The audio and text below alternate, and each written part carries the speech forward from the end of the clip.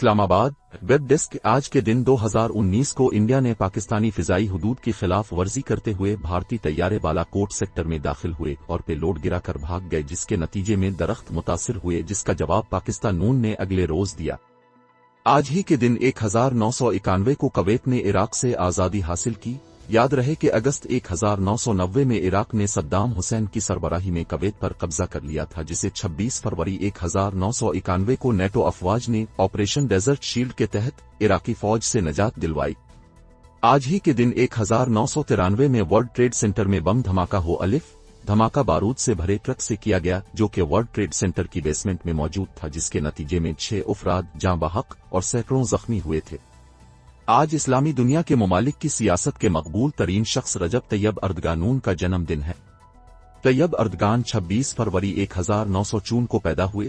Tayyip Erdogan 2003 سے 2014 تک ترکی کے وزیر اعظم، جبکہ 2014 سے وہ بطور صدر برسر اقتدار ہے۔